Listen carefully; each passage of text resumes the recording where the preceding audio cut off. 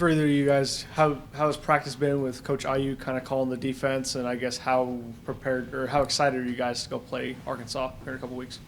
I think it's been pretty fun. I can tell like Coach IU, he's very excited about doing the play calling. He's been bringing a lot of pressures, and we're very excited about this bowl game and what we're able to show. And it's been pretty fun. He's been having a lot of fun with us. Like bowl prep is always fun, and he's been bringing that on to us. So it's been real exciting. I agree, man. It feels like IU brings a different type of energy to the team and how we approach practice and stuff like that. With it being the shorter practices, bowl practices being shorter, and he just talks about us having fun out there, and so yeah, that's how it's been. Chap, I know that you're kind of a guy that's in the rotation now and stuff like that, but coaches always talked about how bowl practices can be key for young guys and their development. And I guess going through that process last year, what did that do for you to help you play as much as you did this year?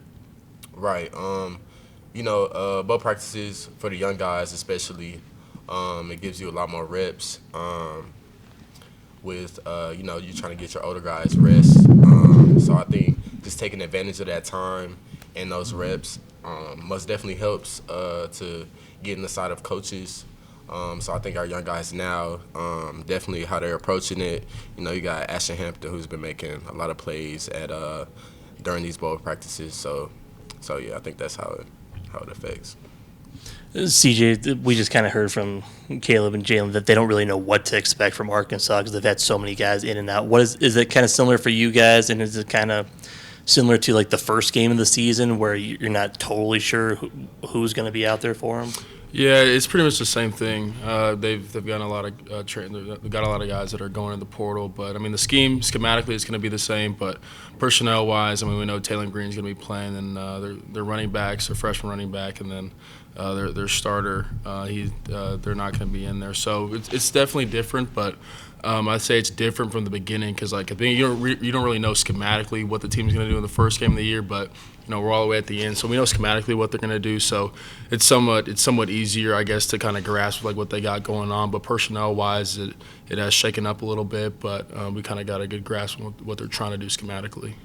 And Chapman, for you, from your experience last year being a more set-in guy this year, where do you think the biggest improvement for you personally was this year?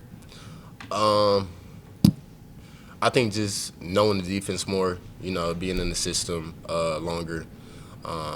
That's when you know the ins and outs of your defense and your weaknesses and the things you need to work on. So I feel like I've definitely I feel like when I got here, I felt like I needed to work on just my technique wise. So just focusing on that, working on that day in, day out definitely helped. And CJ, you played next to him all season. What have you kind of seen from Chapman this year? I've seen him grow into a more of a confident player. I remember like last year, like he'd kind of come in and come out when Rabbit was hurt sometimes, and the difference from last year to this year was a major jump. I think he's made a lot of plays this year, which we really needed, and I think just going forward for him being only a sophomore, I mean really the sky's the limit for him. So I'm really excited what him and this young group is going to be able to do going forward. And again, for him, like he's made a lot of plays this season, and I don't see that stopping anytime in the near future. Emily? McGuire grew up, big Hawk fan. I'm sure y'all know. What fuel to your fire has that added preparing for this game? I mean, he's whenever we first got told, he was real amped up about it, and I mean we're kind of amped up ourselves, just playing an SEC team. We kind of always know Big 12 and SEC. It's just kind of who's got better ball and big brother, little brother stuff. So we know how Tech plays when it comes to SEC teams in the bowl games, and we want to keep that going forward. Most definitely. Anyone else?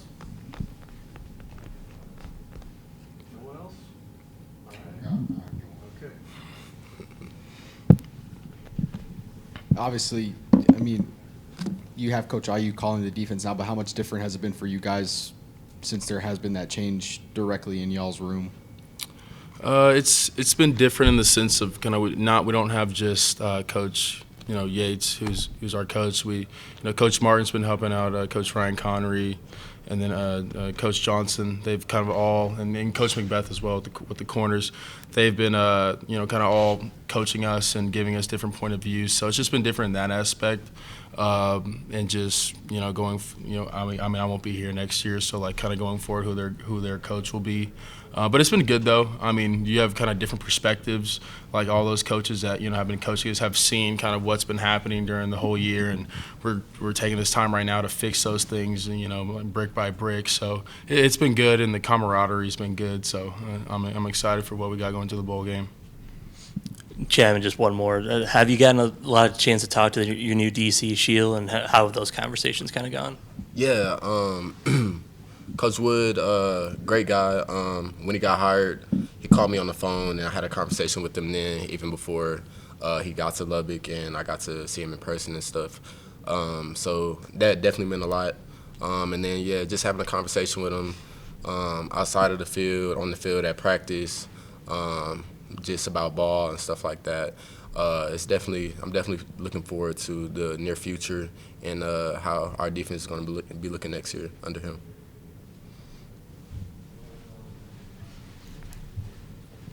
CJ, when it comes to leaving a legacy, and you go back in the time that you were thinking about coming to Tech and wanting to leave your mark here, do you think you got everything out of Texas Tech during your time here? Yeah, I mean, I was actually thinking about this the other day. Somebody had asked me, I forgot who was on the team, but they had asked me, like, how do I, feel this being, like, my last game with Texas Tech? And I have clarity, and I'm kind of at peace because, like, when I go back and think, there wasn't anything that, like, I didn't hesitate, or, like, there wasn't a decision, like, that I made that I was like, oh, I shouldn't have done that. Like, everything was just kind of, like, what I was thinking in the moment. And I feel like in the past I've kind of had, like, this thing of, like, oh, maybe I should or shouldn't, do this or make this play or go after this. But, like, whenever I got here, the coaches kind of harped on me, like, hey, like, get this hitch or this hesitation out of your head and just go. And whenever I got here, they were able to kind of teach me that. And I felt like I've made my mark here. And I'm just really aiming on getting that 9th win because that'll be just huge for us. And that'll just be the cherry on top of the cake for me. So, but just all in regards of, like, leaving my mark, I felt like I have. And so Texas Tech has made its mark on me as well, and I'm glad to be here. I'm glad to finish here. All right, thank you guys. Thank you.